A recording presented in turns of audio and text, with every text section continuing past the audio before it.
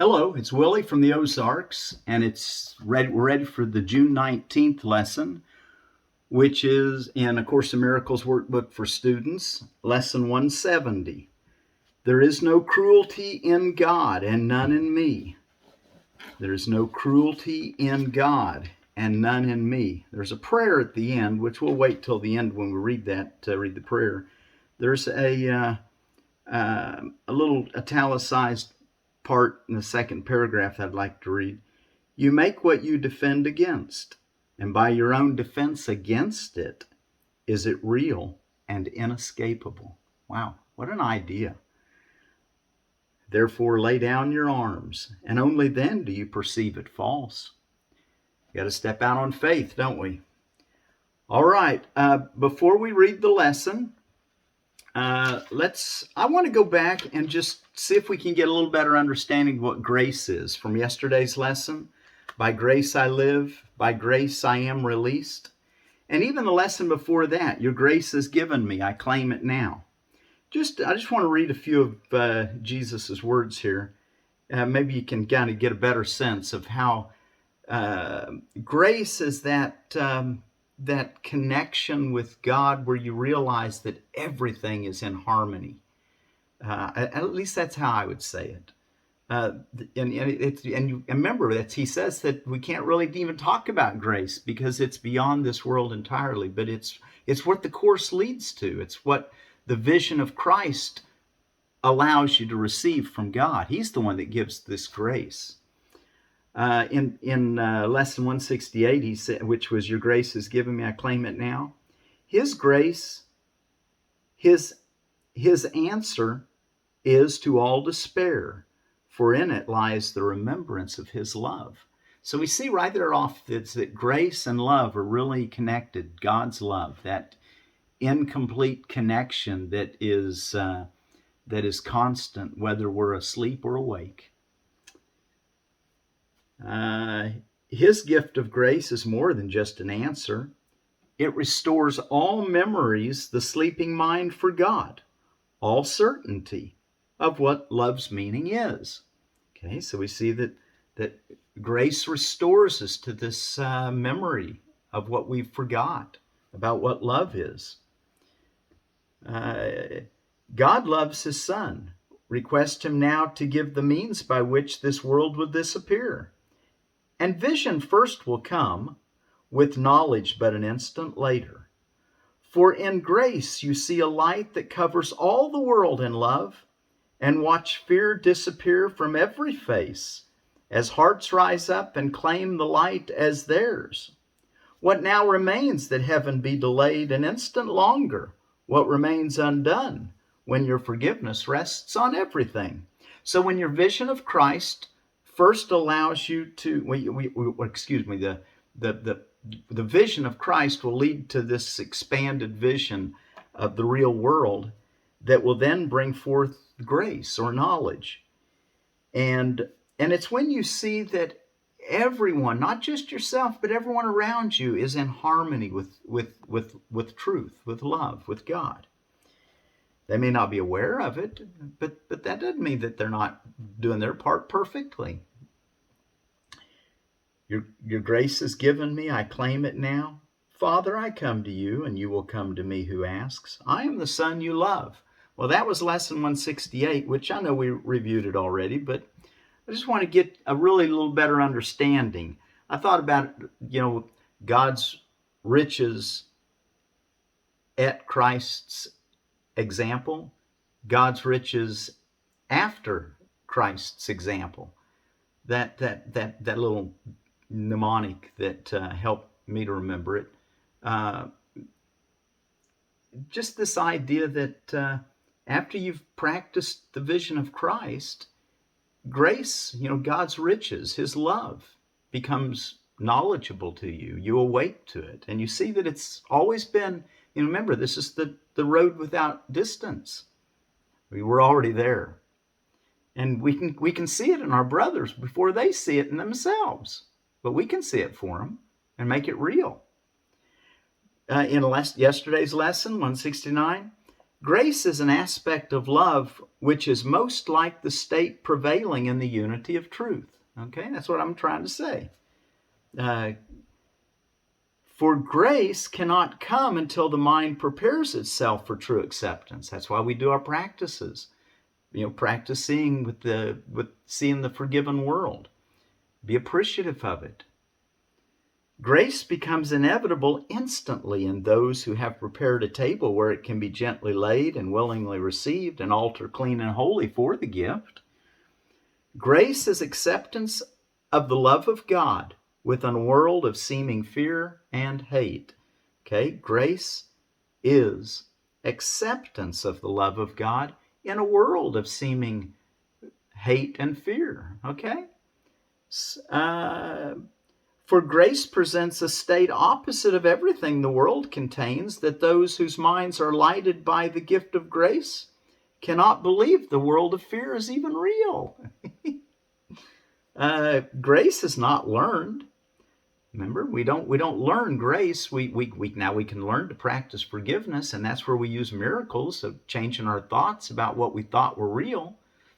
But grace is not learned, it's given. The final step must go beyond all learning. Grace is not the goal this course aspires to attain. Yet we prepare for grace in that an open mind can hear the call to waken. It is not shut tight against God's voice. It has become aware that there are things it does not know, and thus is ready to accept a state completely different from experience with which it is familiarly at home. All right? So we're going to see that there's another way of looking at the world that brings us joy, that fear is not real, that attack's not necessary, that love is what you see. Oneness is simply the idea God is. Oneness is simply the idea God is, and in his being, he encompasses all things. No mind holds anything but him.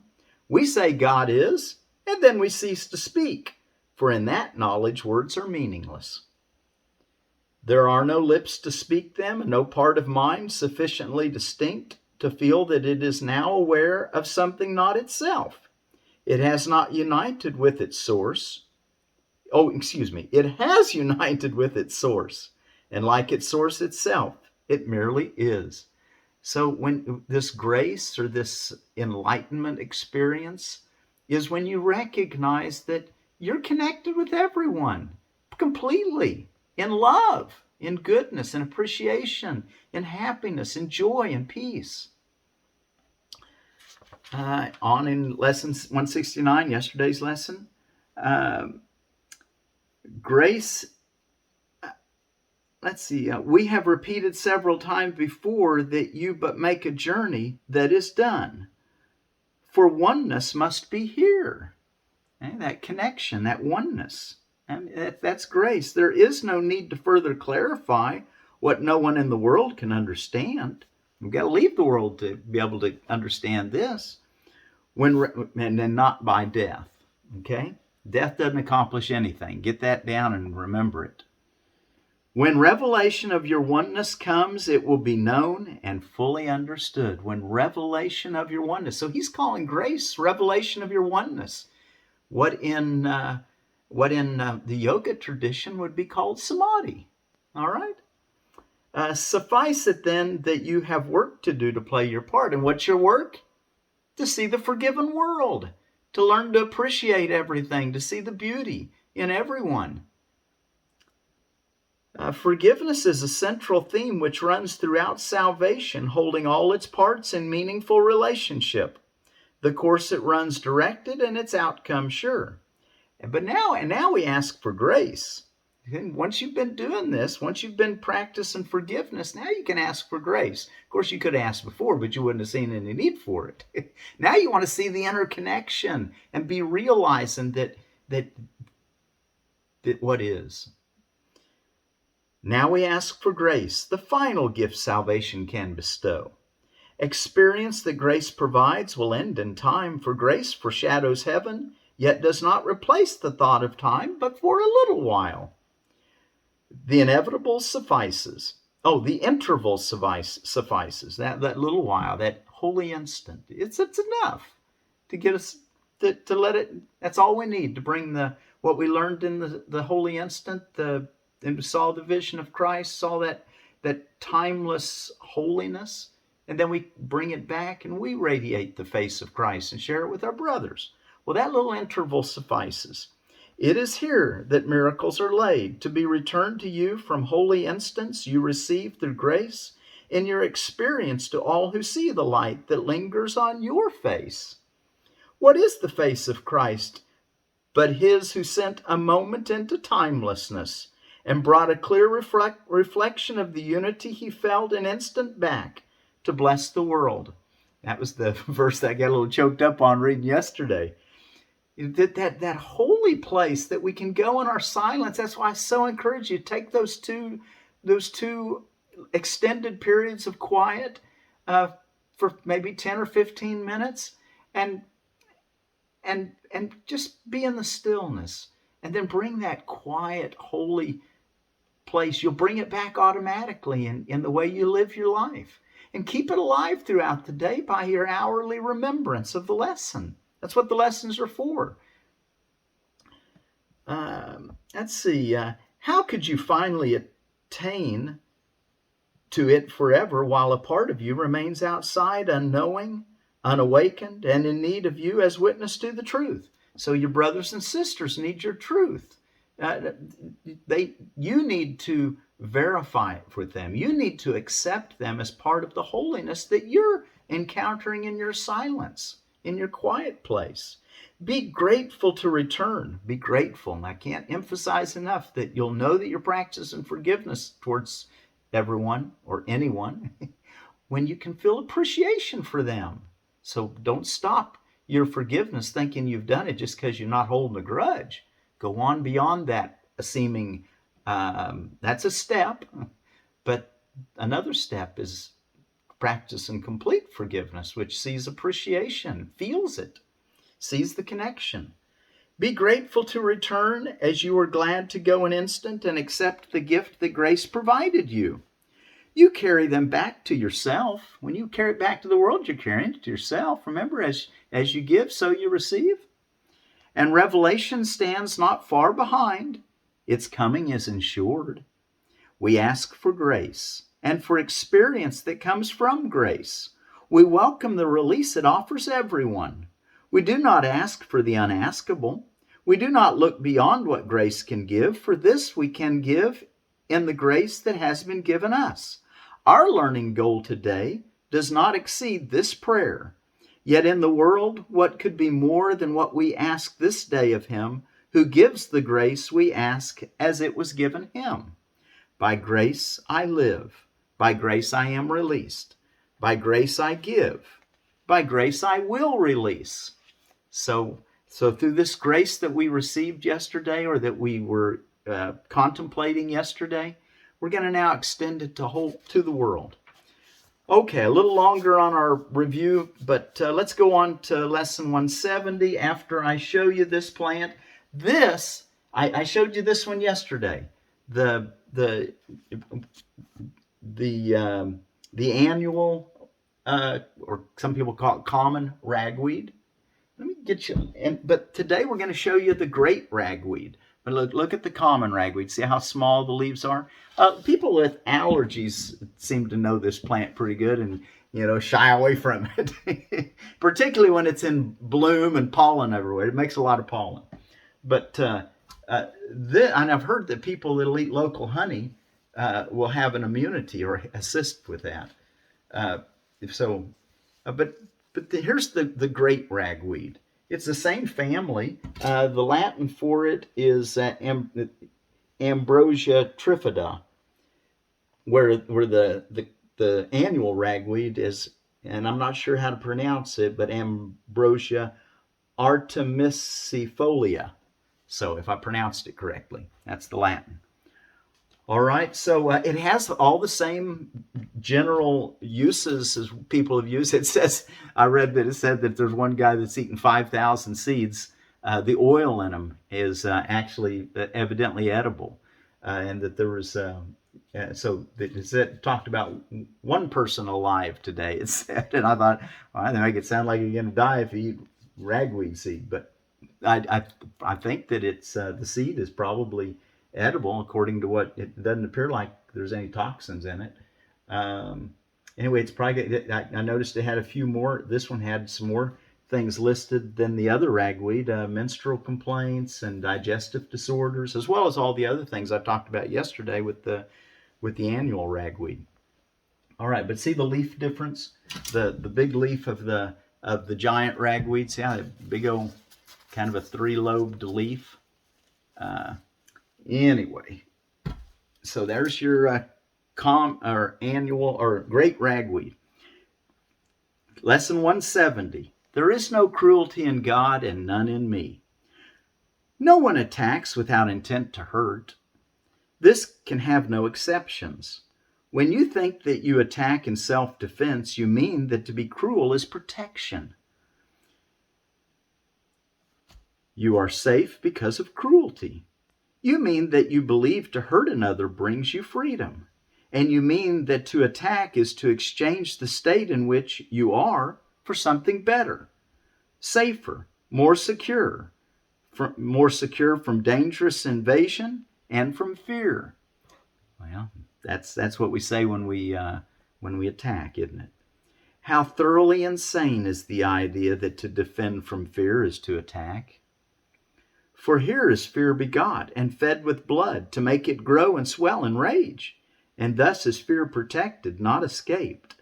Today we learn a lesson which can save you more delay and needless misery than you can possibly imagine. It is this. Wow. Okay, now listen, what I'm getting ready to read is what I read when we started this lesson just a while ago. It is this, and he says this. It'll save us more delay and needless misery, more than we can possibly imagine. So let's get this down. You make what you defend against. And by your own defense against it, is it real and inescapable? Lay down your arms, only then do you perceive it false. So when you believe that you have a reason to defend yourself, you're just making it real instead of falling back into the truth, which is God's Son can suffer nothing, and I am God's Son. So we want to keep that ever present in our minds. So lay down your arms, and only then do you perceive it false. When you lay them down, and you go, okay, well, evidently I can be at peace. I went through a big test just the last couple days where I kept wanting to believe that I needed to defend myself. And, I looked a little deeper. I went into the holy place and got that assurance from God that all is well. and I laid down my arms. Boy, I felt so much better after that. That was kind of one of the reasons why I was getting a little choked up yesterday, because it was so real. So I just spent some time in the quiet that morning. I almost get choked up even talking about it. It makes me feel so happy. Paragraph 4. It seems to be the enemy without that you attack. Yet your defense sets up an enemy within, an alien thought at war with you, depriving you of peace, splitting your mind into two camps which seem wholly irreconcilable. For love now has an enemy, an opposite, and fear, the alien, now needs your defense against the threat of what you really are. 5. If you consider carefully the means by which your fancied self-defense proceeds on its imagined way, you will perceive the premises on which the idea stands. First, it is obvious ideas must leave their source. For it is you who make attack and must have first conceived of it. Yet you attack outside yourself and separate your mind from him who is to be attacked with perfect faith, and split your mind, and the split you made is real. Let's read that last sentence again. Yet you attack yourself, yet you attack outside yourself, and separate your mind from him who is to be attacked with perfect faith, and the split you made is real. So apologize the missing of the reading of there, but basically what he's saying is that we need to keep in mind that this central thought throughout the course is that ideas leave not their source. So if you have the idea that outside you is a supposed threat, which is what you do when you attack or but afraid of something, you see yourself as split off. Well, just realize that that's your own making, and ideas don't leave their source. So what's applies, what's happening in God's world is happening in our world in that respect, and even in your world, ideas don't leave their source. So you can use that as a refuge to begin to change your mind. 6. Next are the attributes of love bestowed upon its enemy. For fear becomes your safety and protector of your peace, to which you turn for solace and escape from doubts about your strength and hope of rest in dreamless quiet. And as love is shorn of what belongs to it, and it alone, love is endowed with attributes of fear. For love would ask you lay down all defense as merely foolish, and your arms indeed would crumble into dust, for such they are. 7. With love as enemy, must cruelty become a god. With love as enemy, must cruelty become a god. And gods demand that those who worship them obey their dictates and refuse to question them. Harsh punishment is meted out relentlessly to those who ask if the demands are sensible or even sane. It is their enemies who are unreasonable and insane, while they are always merciful and just. 8. Today we look upon this cruel God dispassionately. We're going to pull our energy back away from this cruel God. And we note that through his lips though his lips are smeared with blood and fire seems to flame from him, he is but made of stone. He's just an idol. He can do nothing. We need not defy his power. He has none. And those who see in him their safety have no guardian, no strength to call upon in danger, and no mighty warrior to fight for them. We want God to be our provider and caregiver, not some idol made of stone, a thought in our own mind. We're going to look at it dispassionately. We're going to pull our passions back away from that cruel God. 9, which is nothing, which is an illusion. 9, this moment can be terrible, but it can also be the time of your release from abject slavery. Yes, it can be a little havoc bringing to lay down your arms for that moment and say, well, I'm just going to trust God. I'm going to live by faith. Find yourself in the cleft of the rock. That's what it said back in the Old Testament. Go to that place where you're safe, the holy place. You know how to get there now. Go there. Use that quiet time. Go beyond the anxiety and the fear and the pain and the trembling. And just sit still and quiet and let God come and care for you. He will in that quiet place. You make a choice standing before this idol, seeing him exactly as he is. Will you restore to love what you have sought to wrest from it and lay before this mindless piece of stone? Or will you make another idol to replace it? For the God of cruelty takes many forms. Another can be found. You don't want to trade one illusion for another, do you? 10. Yet do not think that fear is the escape from fear. Do not think that fear is the escape from fear. Let us remember what the Course has stressed about the obstacles to peace. The final one, the hardest to believe is nothing, and a seeming obstacle with the appearance of a solid block, impenetrable, fearful, and beyond surmounting, is the fear of God himself. Here is the basic premise which enthrones the thought of God as fear. For fear is loved by those who worship it, and love appears to be invested now with cruelty. Wow, underneath it all is the fear of God. 11. What does the totally insane belief in God's vengeance come from? Where does the totally insane belief in God's vengeance come from? Love has not confused its attributes with those of fear. Yet must the worshippers of fear perceive their own confusion in fear's enemy, its cruelty as now a part of love. And what becomes more fearful than the heart of love itself? The blood appears to be upon his lips, the fire comes from him, and he is terrible above all else, cruel beyond conception, striking down all who acknowledge him to be their God. 12. The choice you make today is certain, for you look for the last time upon this bit of carven stone you made and call it God no longer. You have reached this place before, but you have chosen that this cruel God remain with you in still another form, and so the fear of God returned with you. This time you leave it here, and you return to a new world, unburdened by its weight, beheld not in its sightless eyes, but in the vision that your choice restored to you. And you return to a new world, unburdened by its weight, beheld not in its sightless eyes, but in the vision that your choice restored to you. And the last paragraph or two. Now do your eyes belong to Christ, and he looks through them. Now your voice belongs to God and echoes his, and now your heart remains at peace forever. You have chosen him in place of idols, and your attributes given by your Creator are restored to you at last. The call of God is heard and answered.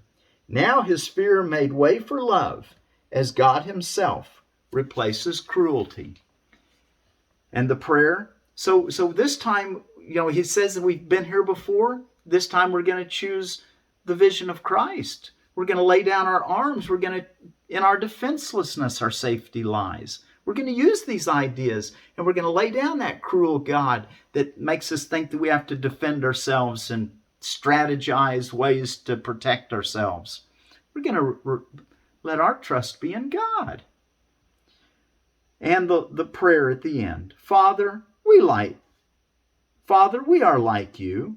No cruelty abides in us, for there is none in you. Your peace is ours, and we bless the world with what we have received from you alone.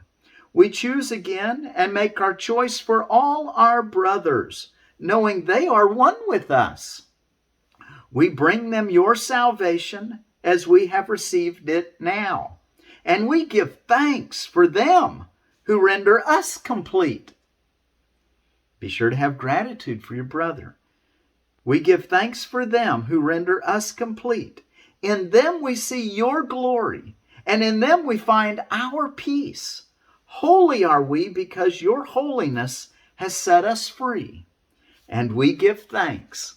Amen. There is no cruelty in God, and none in me. There is no cruelty in God and none in me. You make what you defend against, and by your own defense against it is it real and inescapable. Lay down your arms, and only then do you perceive it false. There is no cruelty in God and none in me. There's no cruelty in you. There's no cruelty in God and none in you. So until tomorrow, practice well this idea that there's no cruelty in God and none in me.